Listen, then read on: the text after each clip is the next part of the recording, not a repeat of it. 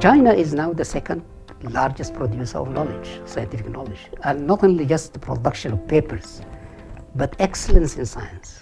We are the largest academic institution in China that integrates scientific research, consultation, and education.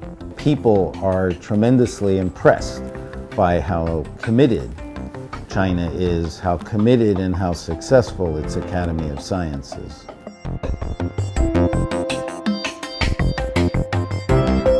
For centuries, China was a world leader in science.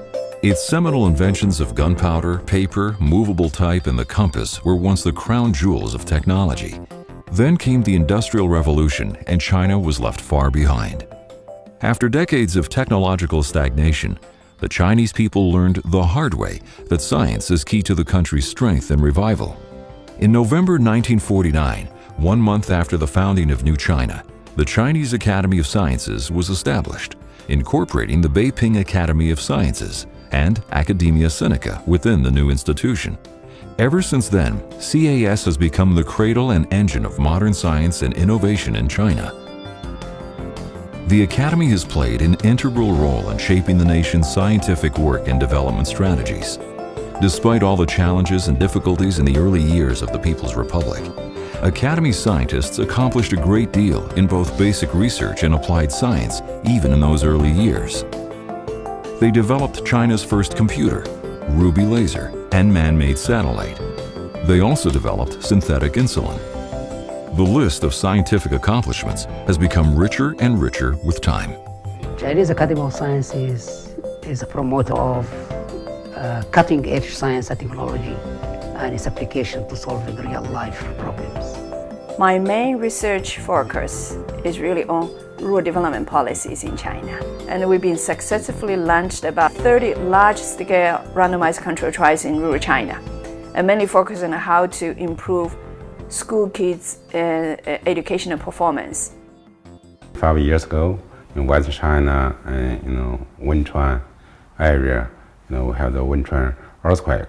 We sent our 2 remote sensing aircraft. We use a very high resolution airborne data. We found some signal. What's that?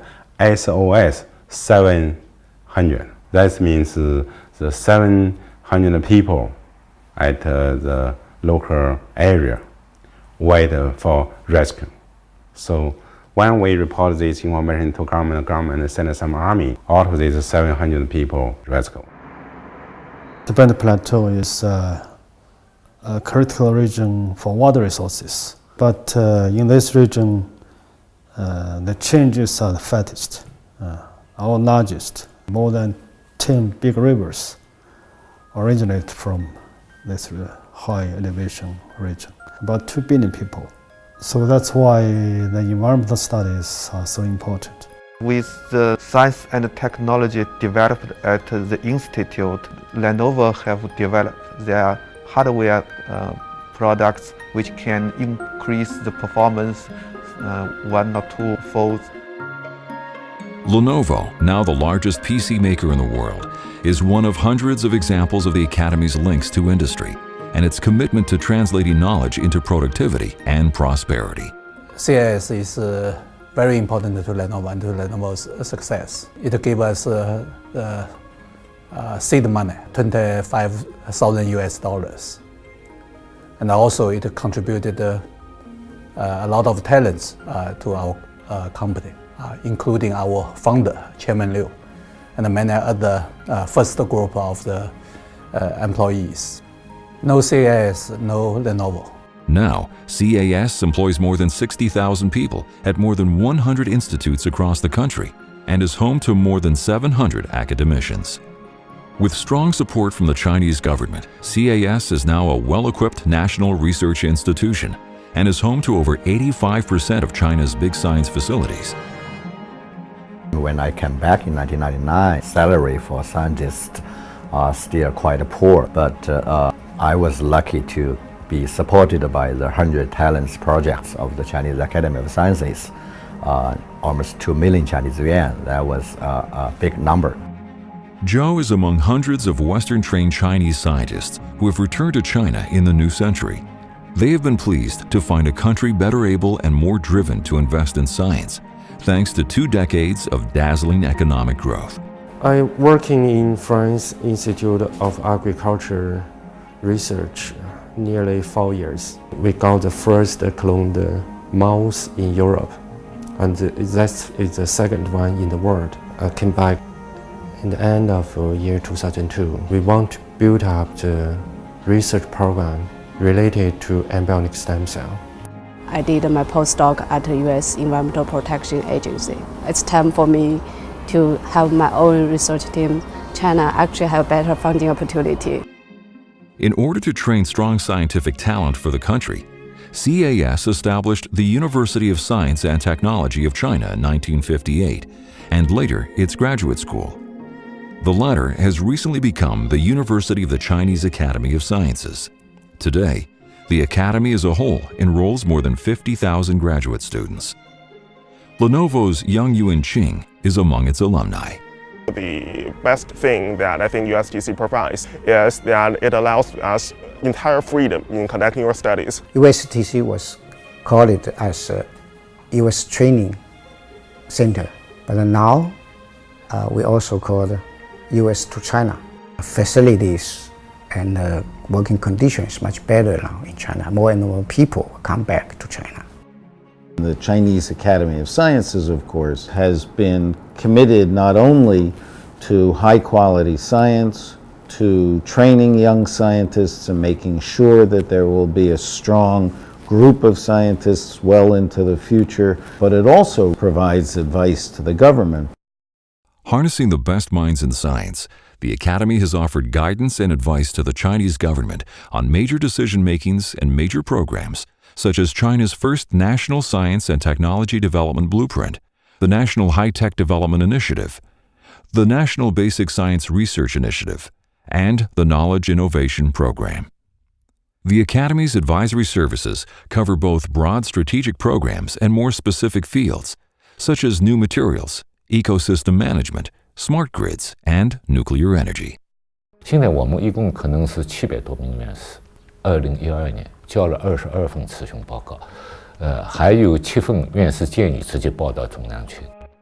The scientific accomplishments of CAS over the past few decades are the result of its hard-working scientists, but also owe much to their cooperation with colleagues all over the world. Today, with scientific challenges often global in nature, international cooperation has become even more important. In the process of reaching out, CAS has become a leader in more and more fields. Fusion is the principle for the sun or the hydrogen bomb. But after even the hydrogen bomb exploded, but we already spent 50 years, still not get the wreck done yet. It's not because we are stupid, it's because it's very difficult.